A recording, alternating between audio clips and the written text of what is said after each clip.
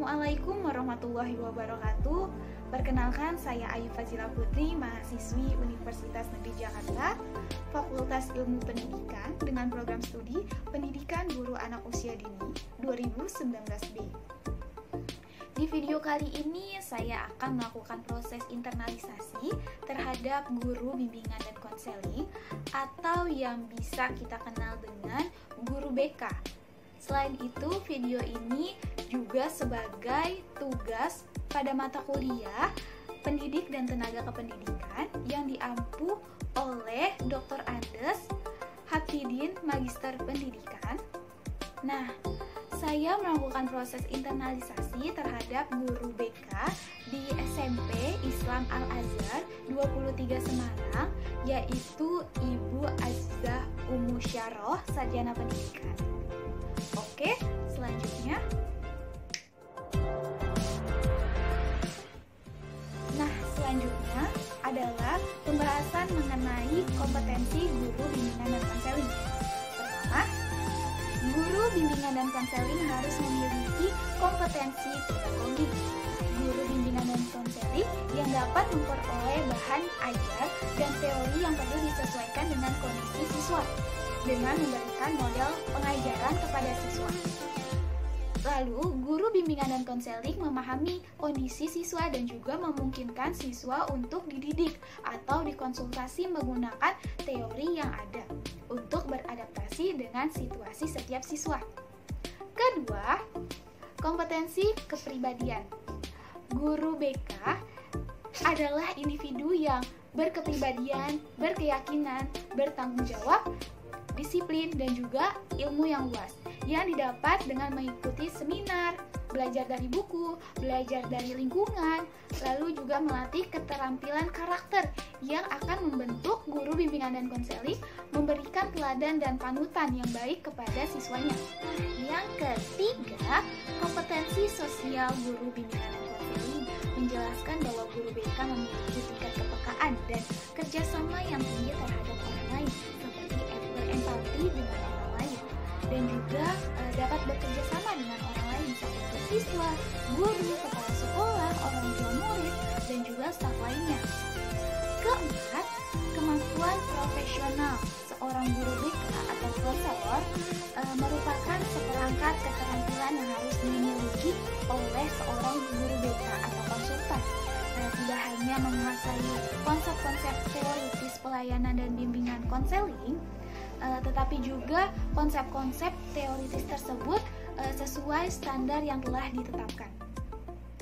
Nah, dalam menyelenggarakan layanan bimbingan dan konseling di sekolah, hendaknya guru BK berpedoman kepada asas-asas bimbingan dan konseling, salah satunya asas kerahasiaan.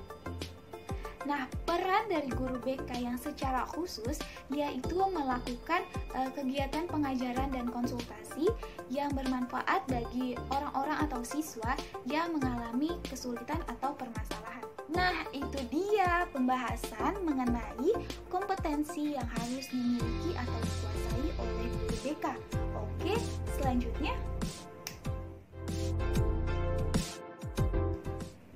Nah, selanjutnya adalah hasil wawancara saya dengan Ibu Azizah. Sebelum itu, kita mengenal profil Ibu Azizah terlebih dahulu yuk. Next.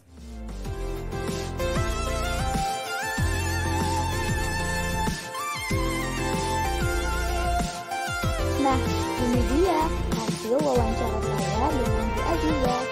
Silakan dibaca.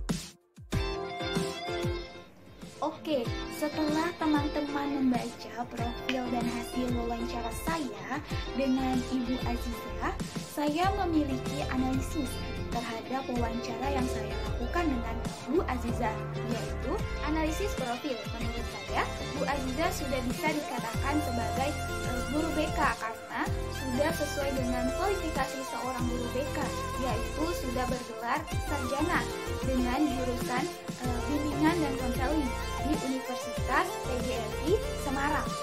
Selain itu, beliau juga aktif di organisasi, yaitu sebagai asisten lab BK. Dan juga tidak lama ini beliau meraih prestasi dalam ajang kompetisi PTK, yaitu penelitian tindakan kelas tingkat Al-Azhar se-Indonesia. Tidak hanya aktif dalam organisasi dan prestasi, beliau juga telah melakukan penelitian-penelitian serta sudah beberapa kali mengikuti seminar, workshop, pelatihan sebagai penunjang untuk meningkatkan kompetensi dirinya sebagai guru BK. Jika dilihat dari kompetensi sosial, Ibu Aziza ini sudah memiliki kompetensi sosial karena pertama, ia mampu berkolaborasi dengan pihak intern di sekolah yang mencakup guru, kepala sekolah, dan juga staf lainnya. Karena di tempat ia bekerja, menurutnya tim di Azagas atau Al-Azhar Indonesia Semarang solid sehingga ia bisa bekerja sama dengan baik antara pihak intern di sekolah. Nah, selain itu sebagai guru BK ia juga dilibatkan dalam kegiatan sekolah, salah satunya pada saat pemilihan ketua OSIS. Nah, yang kedua, ia juga saling mendukung dan membantu antara guru BK lainnya. Karena di sekolah ini mempunyai dua guru BK, maka ia dan guru BK lainnya harus kompak dan juga klop. Lalu menurutnya, jika ia ingin berkolaborasi dengan orang lain, cara bangun komunikasi yang baik, saling terbuka, dan jangan takut akan bertanya.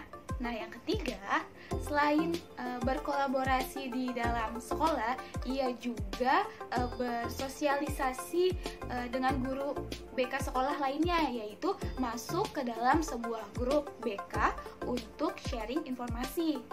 Nah, jika kita lihat dari kompetensi profesional, Bu Aziza ini sudah memiliki kompetensi tersebut.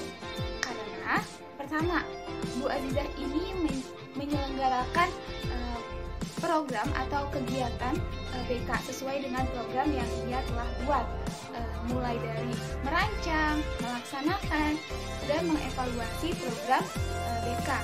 Jika dalam menyelenggarakan program kurang maksimal, ia akan menulis kekurangannya di evaluasi sehingga ia akan memperbaiki kekurangannya tersebut. Nah, yang kedua, ia mampu untuk memahami kondisi, kebutuhan, dan masalah yang siswa hadapi.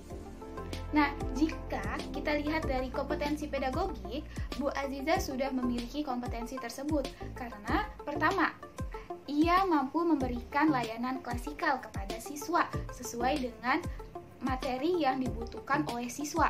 Nah, yang kedua, ia juga menyampaikan pembelajarannya dengan belajar bersama di kelas, lalu santai tapi serius pembelajarannya. Yang ketiga, ia dapat memberikan konsultasi siswanya, biasanya pada saat jam di luar pelajaran, sehingga tidak mengganggu waktu belajar siswa.